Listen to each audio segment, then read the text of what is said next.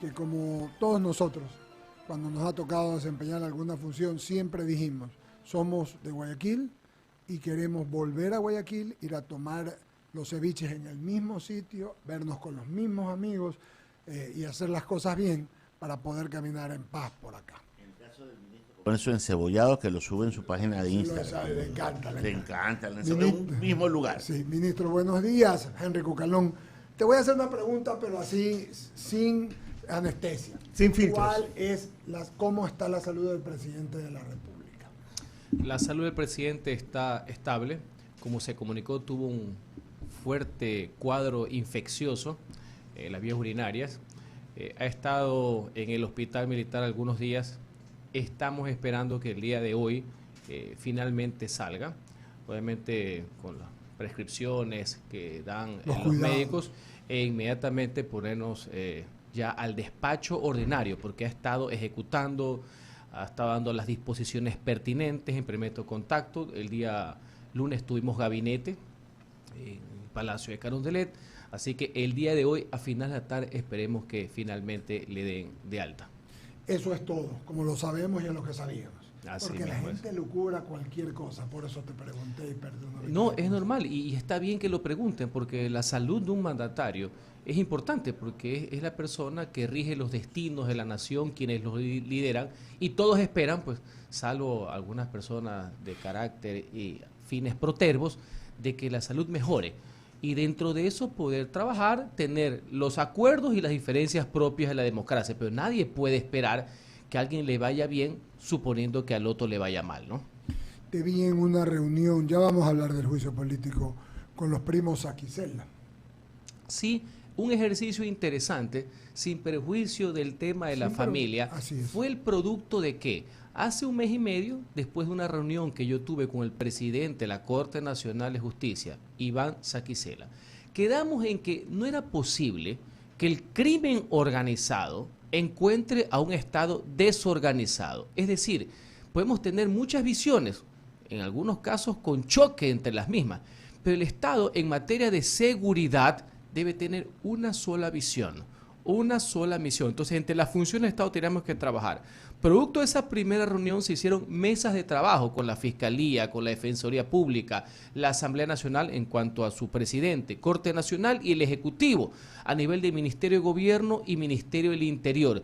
Y trabajamos en unos cuantos temas de proyectos, entre los cuales está algo que aquí durante mucho tiempo que yo colaboré en este panel, la Ley Orgánica de Garantías Jurisdiccionales y Control Constitucional, que tiene 14 años sin ser reformada y que tiene algunas falencias, trabajar en conjunto. Entonces, el resultado de eso motivó un proyecto de ley, como tú comprenderás, todos los que están ahí, porque lo suscribieron, el presidente de la República incluido, tienen iniciativa legislativa. Entonces, el día miércoles fuimos, simbólicamente también, distintos representantes de funciones del Estado, donde el presidente del Parlamento, de la Asamblea Nacional, a entregarlo.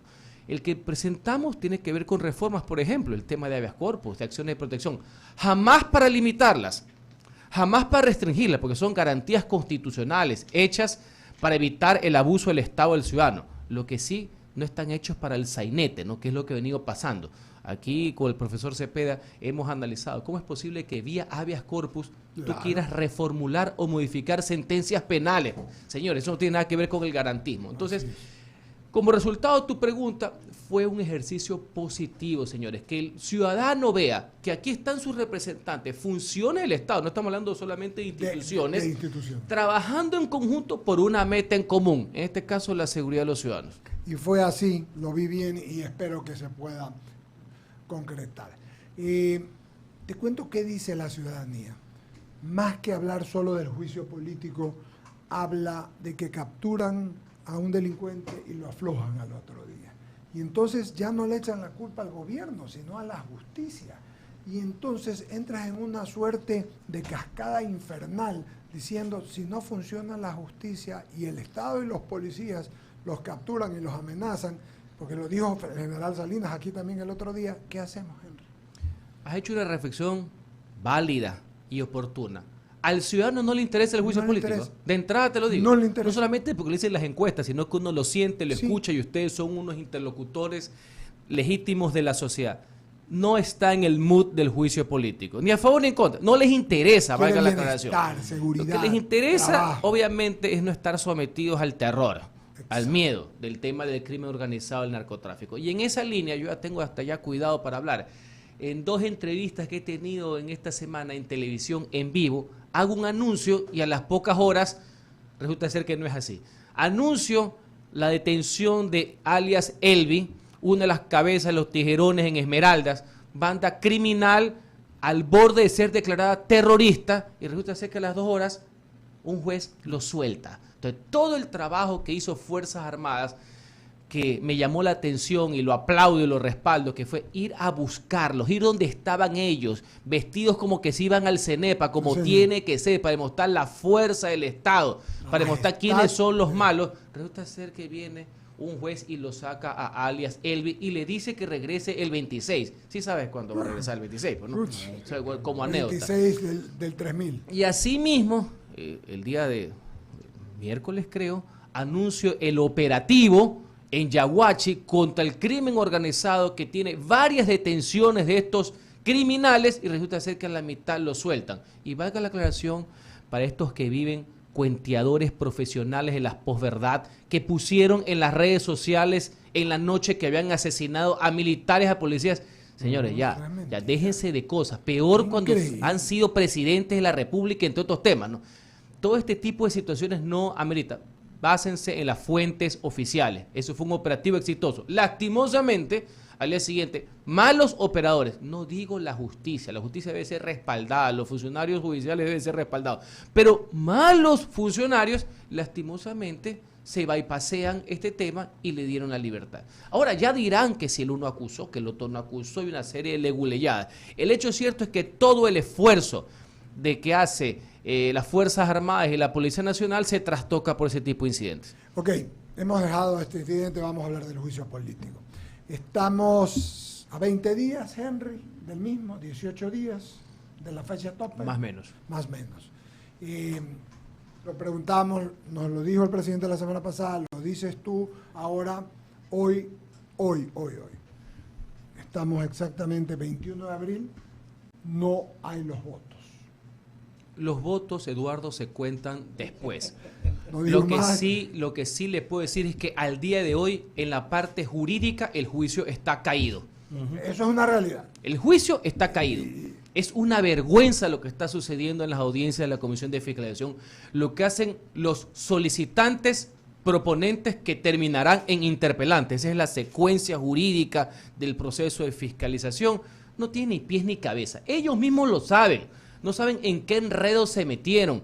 En este caso, que si bien es burdo, a criterio de la respetable Corte Constitucional, era el menos burdo de los 3 y que valga la anécdota, ni siquiera fue motivo del informe de la famosa comisión del encuentro de febrero de este mismo año. O sea, el famoso caso de lo mínimamente verosímil, porque por eso fue que entró por la rendija de la admisibilidad que pasó la Corte Constitucional. Todos los días eso es un fiasco. Entonces, el tema jurídicamente está caído, pero para nosotros era importante esto, porque sin perjuicio que terminas en un acto político por excelencia, sí, señor, que es la discrecionalidad y la subjetividad con la cual el diputado convertido en juez político vota a favor o en contra.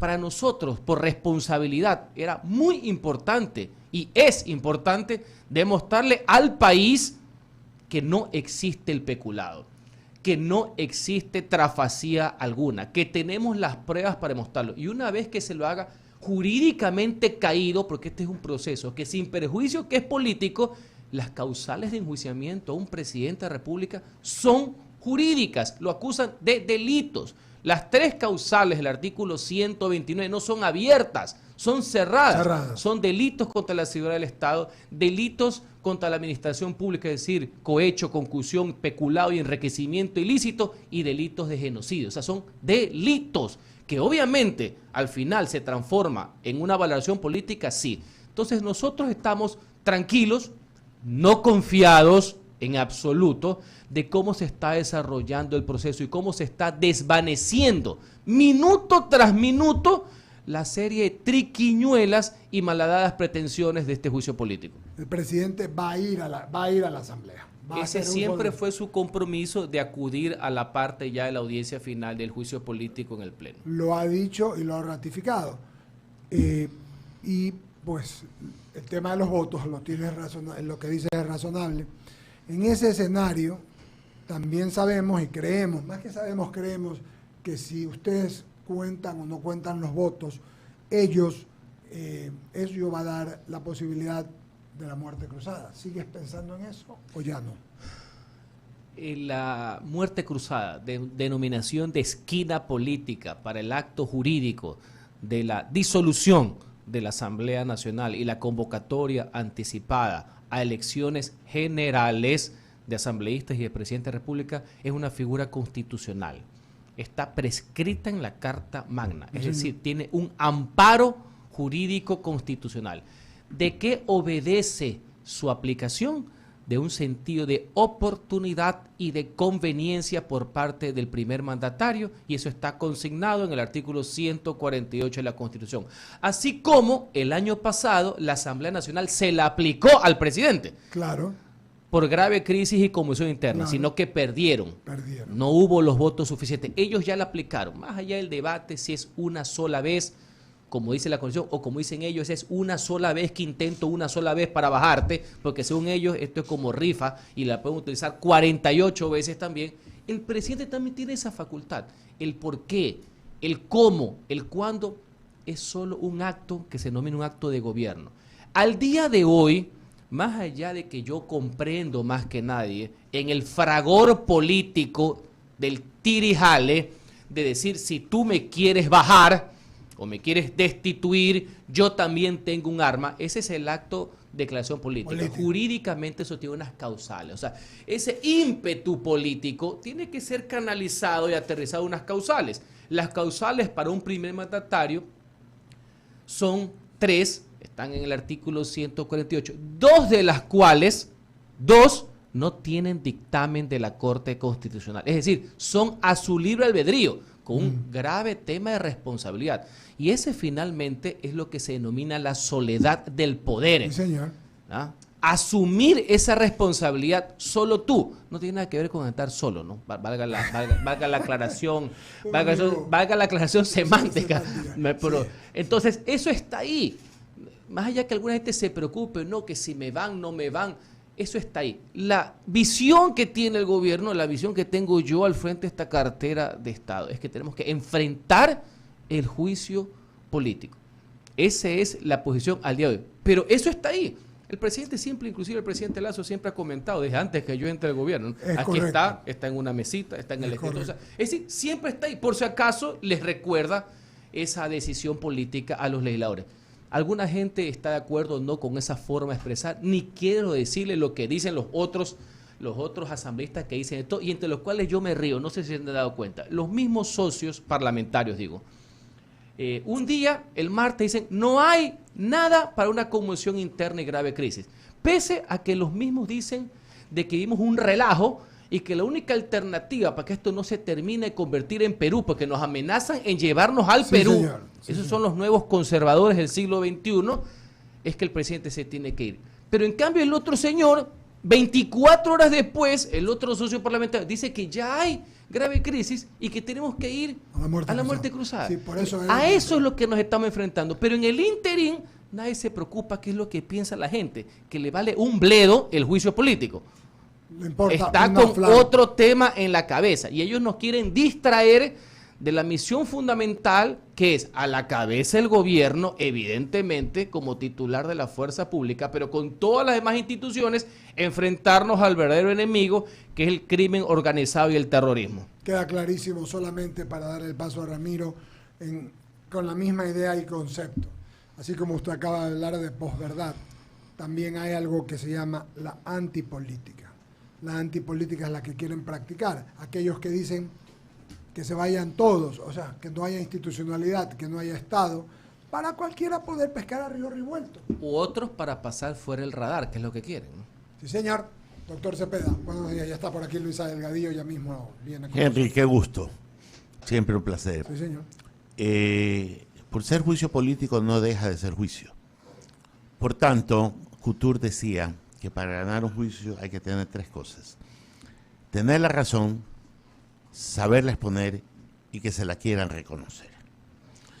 En una parte de la respuesta que le dabas, Eduardo, decías, el presidente tiene todos los elementos para demostrar su inocencia, invirtiendo casi la carga de la prueba, cuando el que tiene que probar es quien acusa.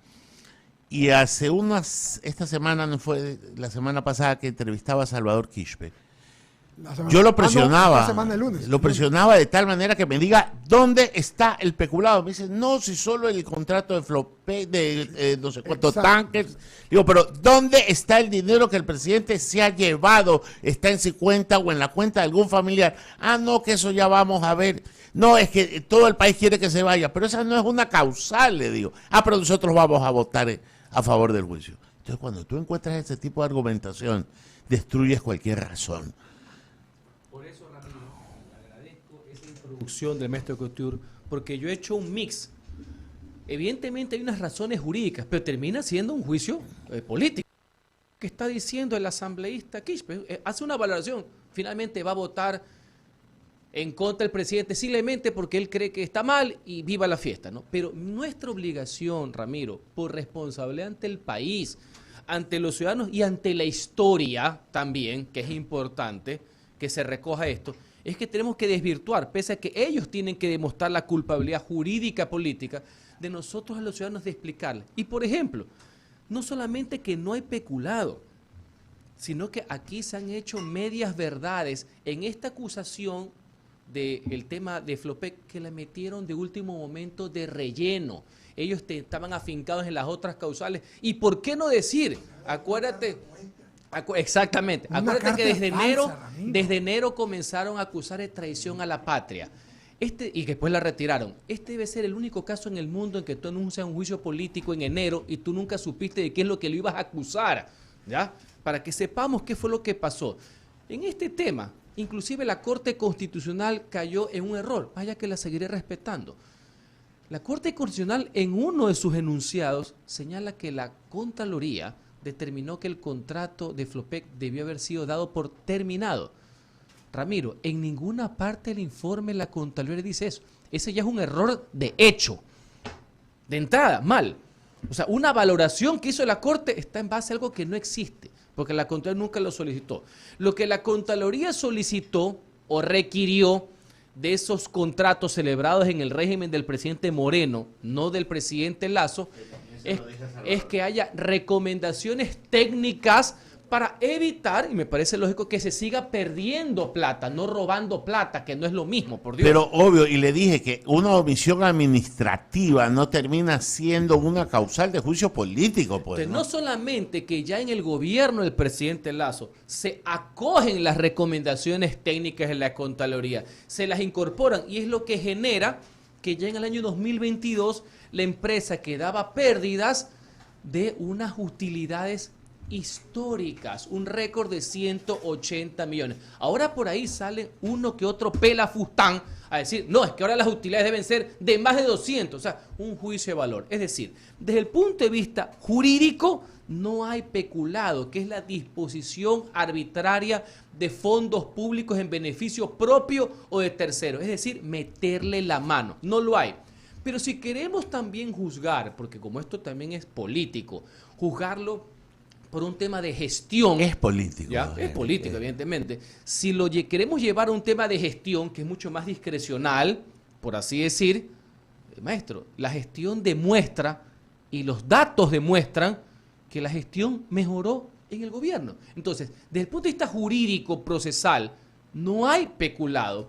El presidente no ha intervenido. No me van a decir aquí, no solamente que hay una carta cohete, como acaba de decir Eduardo Mendoza, me van a decir que lo van a enjuiciar por no dar una cita. Ese es el fundamento. Mira, de la persona que, entre comillas, puso la carta, ahora ha caído en una contradicción. No sé si ha visto el almirante Estupiñán, ¿no? Sí, termina clarísimo el contrato, después él mismo lo vuelve a poner en vigencia, renuncia, pide una comunicación, la comunicación es trasladada, se la responden, y resulta ser que por eso lo quieren llevar a juicio político a un presidente. Señores, más allá del presidente Lasso, olvídense que Cucalón aquí está de paso. ¿Esas son las causales para un presidente de la República? Yo le dije a Salvador en esa entrevista, le dije, oiga, no estamos dimensionando lo que es un juicio político. El país no recoge, sino el último en 1945, Martínez Mera, iniciado por José María Velasco Ibarra. Si memoria no está mal. 33.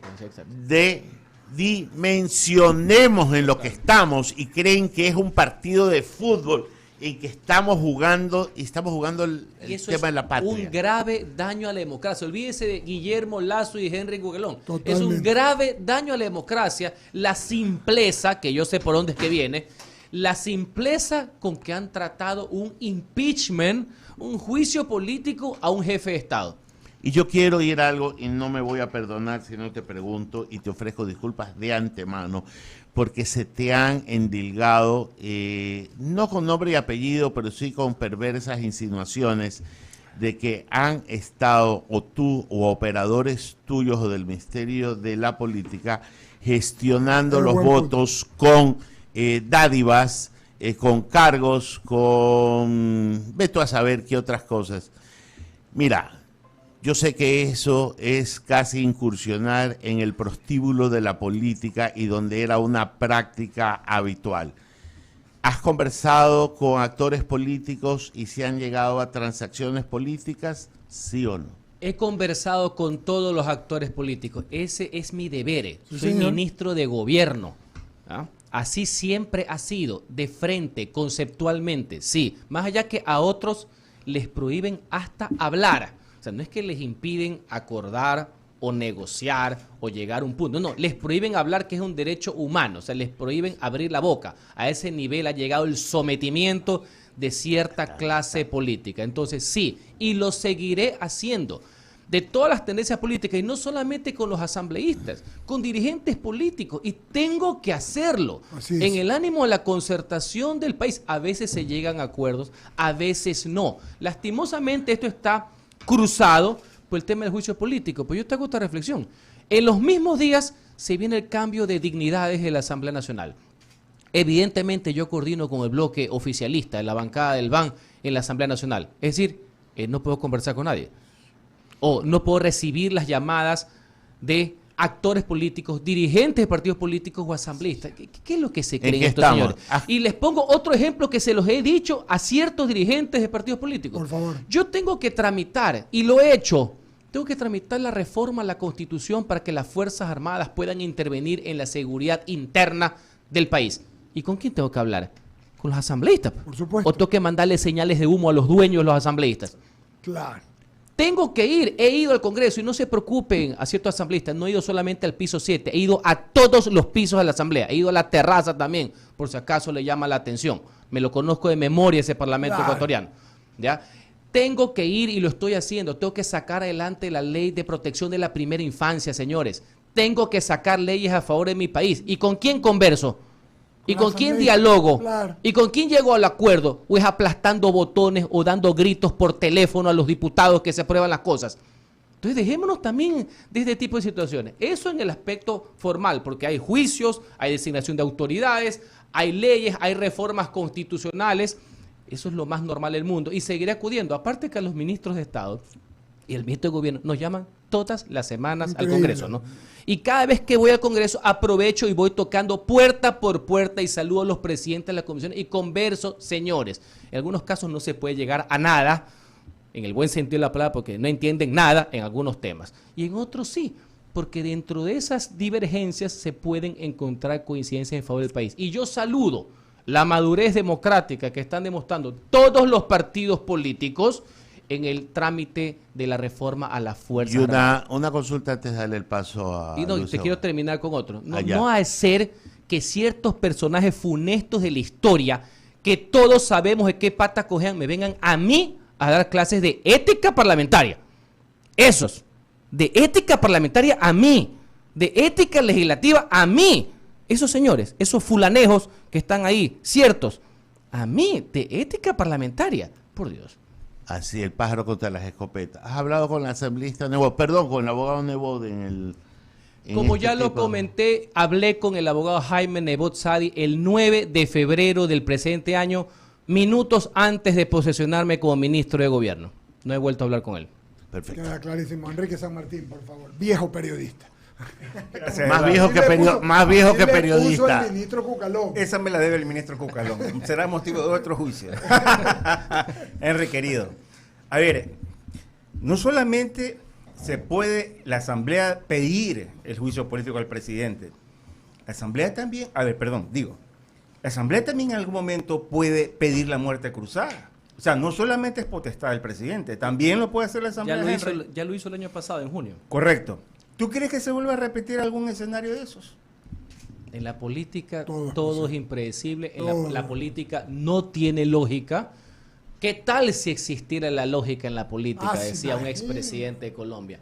Pero esa es una eventualidad. Yo he visto, he analizado, he leído, hay muchos legisladores que piensan que ya se aplicó una sola vez en el caso de la Asamblea. Hay otros que dicen que, como es a cada rato, como boleto de rifa, pueden hacerlo cada vez que se les venga en gana. Eso sí, cuando el presidente lo piensa, dice, no, tú no puedes. Ese es el tipo de batalla política que tenemos. O sea, ellos pueden hacer lo que les venga en gana. Pero si el presidente lo piensa, lo analiza, porque es una opción, porque él también lo puede hacer, no, tú no lo puedes hacer. Entonces hacen unos Twitter, hacen unas claquetas donde van advirtiendo de que el presidente no puede hacer lo que ellos sí pueden hacer, cuando la Constitución dice que lo pueden hacer los dos, más allá que sea o no sea nuestra intención o mi intención. Yo creo que la línea del pensamiento de la gente está en otro lado, ¿ya? Esto lo que está haciendo es un ruido innecesario, ¿ya? Adicional para distraer. Evidentemente, el plan de estas personas era que en el interín el presidente se caiga. No creo que ni ellos querían llegar hasta la parte final del juicio político para ver cómo pescan a río revuelto, no solamente por el ridículo que están haciendo en lo jurídico, sino porque saben que hay un desgaste innecesario, inclusive para el mismo Parlamento ecuatoriano, que debe enfocarse en otro tipo de temas. Y eso fue lo que conversamos con el presidente de la misma, con el señor Saquicela, el asambleísta Saquicela, de que tenemos que aprobar prontamente esta reforma a la Ley de Garantías Jurisdiccionales, y ya viene otro paquete más que sale en este conjunto, en este grupo de trabajo de mesa entre funciones del Estado para una reforma también al COIP, ¿no? Aparte que también les queda poco tiempo porque hay cambio de dignidades. Claro, y asumo que el nerviosismo que tienen es que así como ellos lo aplicaron, puede ser que esta novela del juicio político, que no discuto que tengan facultades de fiscalizar al Ejecutivo, de controlar al poder, de criticar al poder, eso está bien, eso es lógico, eso es dable, eso es sano en democracia, de que también se queden sin que vayan ni siquiera a la elección de dignidades. ¿Qué es lo que quiere ahora? Bueno, siempre lo han querido, es lo que quiere una de las bancadas más importantes de la Asamblea, como es la bancada de Revolución Ciudadana, ¿no? Henry, y te hago en línea de tiempo. No tanto porque tú dijiste aquí que cuando inicia el juicio político lo calificaste de mamotreto jurídico. Pregunto, en esta semana... El informe fue un mamotreto. El informe un mamotreto jurídico. El que sirvió de sustento para el juicio, pero como anécdota, el juicio no tiene nada que ver con el mamotreto del informe. Para que veas cómo han venido zigzagueando para ver por dónde le entraban, ¿no? Esto es como anécdota histórica, ¿no?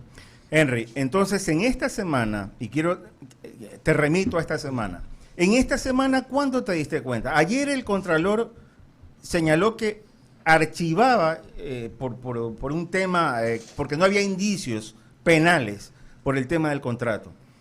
Y luego que nunca hubo, maestro. Y que nunca hubo Desde la también. primera intervención que nosotros sostuvimos, nunca hubo el IRP. Nunca hubo informe de responsabilidad penal. Por eso es que han mentido estos señores. Listo. Y por eso es lo que dice Ramiro. No hay peculado por ningún lado. Sí, sí. Y Ramiro fue muy frontal con Salvador Quispe, nuestro buen amigo, pero hay que decir las cosas como son. Ahora, finalmente, Eduardo, Henry, ¿qué es lo que sigue? Porque preocupa, lo que dijiste es verdad, coincidimos todos. O sea, nuestra preocupación ahorita es la seguridad y otros temas que van de la mano. ¿Qué sigue, Henry? Adelante. Lo que sigue, una vez que este juicio jurídicamente está caído y hay que separarlo ya, es enfocarnos todos, gobierno a la cabeza, en los verdaderos problemas que le interesan a la gente. Y hay un tema de unidad nacional, señores. Hay un tema de concientización, de pedagogía de lo que significa el crimen organizado y el terrorismo que está azotando al país. Lo que sucedió en Esmeralda fue un punto de quiebre para el país. Una banda terrorista asesina a mansalva, al azar, a 9 humildes pescadores en el puerto de Esmeraldas, solo para generar un mensaje. Claro. Si eso usted lo concatena con lo que sucedió en noviembre del año pasado, cuando los terroristas asesinaron a policías, también a mansalva, que estaban en sus patrulleros en una esquina, cuando atacaron unidades policiales, solo para decirle al Estado que te queremos someter y que el Estado sea el rehén y poner el miedo a todos los ciudadanos. Y valga la aclaración, al día siguiente le pusieron un juicio político al presidente, ¿no? A veces la gente se olvida hasta dónde ha llegado la canallada de alguna gente, ¿no? Que no le interesa lo que le sucede al país con tal de bajárselo al presidente Guillermo Lasso desde el primer día de su mandato. Entonces, eso es lo que nos tenemos que enfrentar. Y en la misma línea también el gobierno, en una serie de cambios, rectificaciones también, de aunar esfuerzos a la cabeza de seguridad, algunos temas que ya hemos venido informando. No sé si ya el señor ministro de Finanzas y Economía le fue dando un pequeño toque de lo que va a ser un proyecto de reformas tributarias a favor de la gente que presentaremos en los próximos días. El presidente lo comentó. Lo comentó, entonces ya también yo no voy a decir la noticia completa, pero vamos en esa línea. Creo que va a ser una muy buena noticia y positiva, principalmente para las capas medias de la población. Así que seguimos trabajando, pero señores, aunamos esfuerzos ante el enemigo común. No digo que en política le cedan espacio a los adversarios, no digo que dejen de criticar al gobierno, tienen que hacerlo, que quieran enfrentarlo, que quieran derrotarlo inclusive. Ya vienen las elecciones ya mismo. En un año, en abril del próximo año, claro. todo el mundo que tiene una propuesta política, pues. Todo el mundo que tiene una candidatura, no los que quieren gobernar por atrás porque no tienen candidatos, no tienen propuestas, van a estar pensando en lo que va a ser las elecciones del 2025, que ya desde abril del 24 se definen quiénes son los candidatos. Eso es lo que presentan una alternativa. Los que quieren derrotar a la visión que puede tener el actual gobierno, que quieren mejorarlo, no los que quieren gobernar sin ganar elecciones, ¿no? Esa modalidad no le lleva bien a ninguno, ¿no? Henry Cucalón, está Luisa Delgadillo con nosotros con alguna otra pregunta, por favor. Muchas gracias, Eduardo. Ministro, ¿cómo le va? Buenos días. Lo propio, Henry. Sí, yo tengo un par de preguntas y voy con la primera. Usted ha tenido una larga trayectoria y experiencia en el ámbito político, también como legislador. Hoy, en este juicio que, como el país conoce, carece de sustento jurídico y constitucional, la gente también se pregunta, ¿quién fiscaliza o pone los puntos sobre las IES a la Asamblea Nacional? El mismo pueblo, los mandantes, que son los que, y me consta porque yo fui legislador, los que nos critican, los que después no nos reeligen, los que nos vapulean ante la opinión pública. ¿Ya? Es el mismo pueblo que ha señalado, más allá que esto no quiere decir que estén a favor del presidente Lasso. Mucha de la gente que ha desbaratado los argumentos del juicio político son críticos del gobierno y críticos del presidente, pero sienten vergüenza, porque no hay otra expresión, del tipo de actuación que han tenido algunos legisladores, no puedo generalizar, con respecto al juicio político y otras intervenciones más. No hay nada peor que el veredicto de los ciudadanos, le quiero decir, porque uno puede tener diferencias, uno puede ganar y perder elecciones, se lo dice una persona que ha hecho política 25 años seguidos, pero lo que uno no puede dejar a un lado es la falta de respeto de la gente, ¿no? Eso sí es un tema de palabras mayores. Y ellos saben que se metieron en un saco que no tiene salida. Entonces sí, es el pueblo que los tiene. Muchos de ellos no van a volver a hacer absolutamente nada y lo saben. Por eso quieren estar ahí a destajo para ver qué es lo que sacan. Pero es obvio que hay un descrédito generalizado en cuanto al tema de la acusación y lo que están llevando algunos asambleístas. ¿Cómo interpretar entonces que el propio titular de la Asamblea esté pidiendo que ya el presidente se decida y vaya a la muerte cruzada? ¿Por qué no lo piden ellos? ¿Qué le dice su olfato político? Mire, es muy difícil, ya eso ya ni siquiera es de olfato, eso ya es un tema ya de sanatorio, o sea, un tema muy complicado. Ya es de otro tipo de ciencias médicas, ya tratar de entender cómo los unos quieren muerte cruzada, los otros no quieren, otros quieren río revuelto, otros no tienen candidato. Es muy complejo. Hay unos que tienen cruzado el tema de las elecciones de dignidades ahora en mayo 14. Lo que sí es que no les interesa lo que pase en el país. Yo quisiera Porque le digo, nuestro paso por aquí es transitorio. Yo quisiera que todos tengamos en este tema de la seguridad el mismo enfoque, el mismo discurso. ¿Usted ha escuchado a algunos asambleístas pronunciar la palabra narcotráfico y crimen organizado? En lo absoluto. ¿Usted ha escuchado algo que le salga? De ahí que me preocupa muchísimo y quiero saber, a usted como conocedor del derecho, y esa es mi última pregunta, en lo que tiene relación a la enmienda a la Constitución a efectos de poder dar paso a que las Fuerzas Armadas brinden su apoyo a la Policía Nacional para el combate de la delincuencia y el terrorismo, ¿qué facultades le otorgarían de darse esa reforma a las Fuerzas Armadas? ¿Cuál sería ese apoyo a la Policía Nacional? ¿A qué estarían facultados? Gracias, muy buena reflexión. Actualmente la Constitución prohíbe que Fuerzas Armadas intervengan en la seguridad interna, porque la lógica es que las Fuerzas Armadas solo defienden lo que se denomina la heredad territorial, es decir, la amenaza externa, la vía clásica, es decir, la frontera, Colombia, Perú y todos los antecedentes que tuvimos con el ahora hermano país y república del Perú. Los enfoques son dinámicos, las amenazas cambian. Ahora la amenaza terrorista de seguridad es interna, está dentro del fuero interno, por así decirlo. Entonces, necesitamos cambiar la Constitución para que las Fuerzas Armadas no solamente puedan intervenir en coordinación con la policía, con el enemigo interno, ya no es la amenaza externa, porque son delitos inclusive transnacionales, sino que adicionalmente genera lo que yo denomino una nueva misión. ¿Pero solo de manera disuasiva o también poder hacer uso de sus armas? Es que ahí viene el tema, pues. Bien.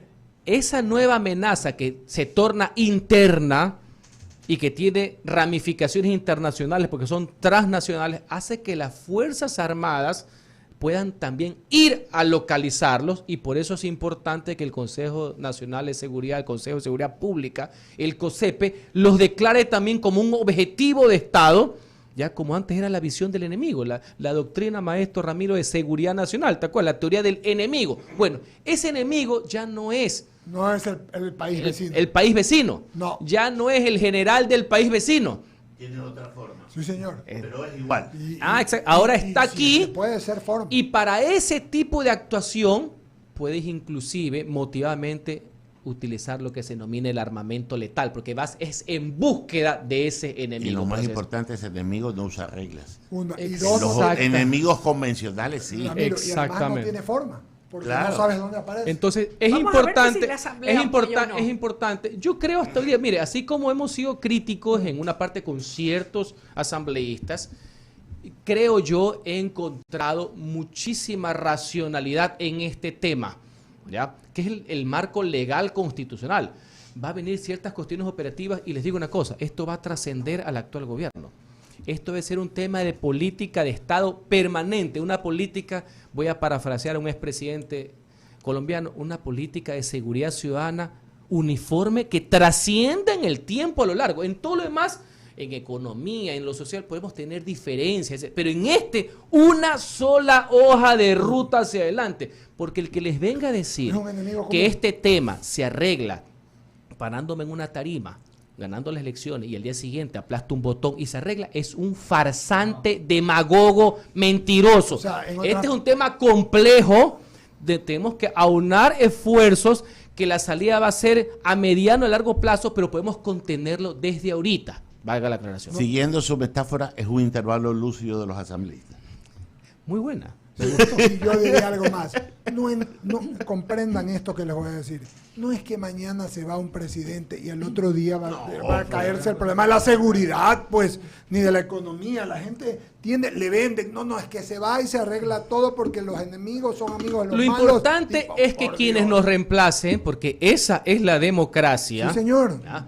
En este tema tengamos una sola guía. Porque más allá de izquierdas o derechas, conservadores o liberales, socialistas o demócratas cristianos, sierra y costa, este es un tema que nos afecta a todos como Ecuador. La amenaza real más grave contra la vida de los ecuatorianos y diría yo, contra la existencia mismo de la República. Sí, no es que el interés de esta gente, no les importa quién esté sentado en Carondelet, es tener literalmente penetrado al Estado para que los otros sean sus inquilinos, pues señores. Ese es el problema.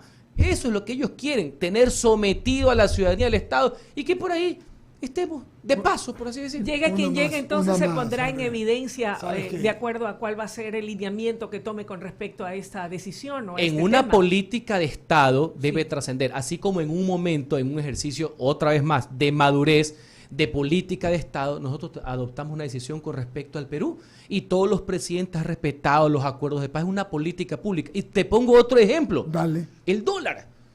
El dólar fue adoptado por un gobierno repudiado para algunos, pero el dólar se convirtió en una razón de Estado. Sí. Hasta quienes lo odian y lo desprecian respetaron su vigencia porque saben que es un factor de estabilidad, de confianza y de unidad para el país.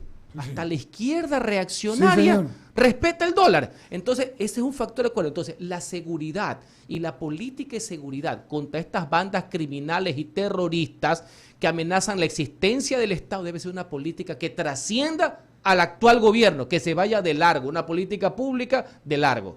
Solamente una más, ministro. Dijiste, Henry Cucalón, y lo has cumplido, que lo del porte de armas iba a ser regulado. Tal cual, lo escuché al presidente decir lo mismo, que no es para que todo el mundo ande a los norteamericanos, sino para que los municipios, para que los guardias privados, para que los barrios puedan organizarse y no estén en indefensión. Lo dijimos en esta mesa de diálogo de hace algún tiempo, en mi visión jurídica como ciudadano. Yo no tendría jamás, por ejemplo, un arma, pero respeto la libertad de las personas que quieran tenerlo, puedan tenerlo, cumplan con la ley, con los reglamentos, con los acuerdos y con los exámenes de que puedan tenerlo. Tanto en tenencia, que es un lugar determinado, domicilio o lugar de trabajo, o el porte. Eso sí, con la palabra regulado, que parecería, por un tema de comunicación al principio, no quedó en línea. Es porte y tenencia regulado, no es porte libre. Esto no es viva la fiesta, no es el oeste, porque tampoco creo que es la solución. Lo que para mí estaba mal, toda prohibición siempre es negativa. Porque eso es lo que pasó durante los últimos años. Prohibición total. Lo que generó es que a la larga la tenían quienes no tenían que tenerlo de forma ilegal, por así decir. Entonces, ¿es delito sí tener un arma sin permiso? Sí, uno se puede ir inclusive hasta preso. Pero la persona que quiera, que pueda, principalmente en sectores, por ejemplo, productivos, el tema de los ganaderos, el tema de los camaroneros, por poner un ejemplo, el porte regulado. Eso sí, esto va a terminar siendo... se están haciendo todas las reformas pertinentes para la debida aplicación. Un ejercicio también, estimado Eduardo, es un ejercicio de responsabilidad, ¿no? De muchísima responsabilidad, porque también les digo una cosa, dentro de esto, que es un ejercicio de libertad, que no tiene por qué haber prohibición alguna, pero es limitado y regulado, no abierto, esa responsabilidad conlleva que las personas que puedan tener un arma estén conscientes de lo que eso significa.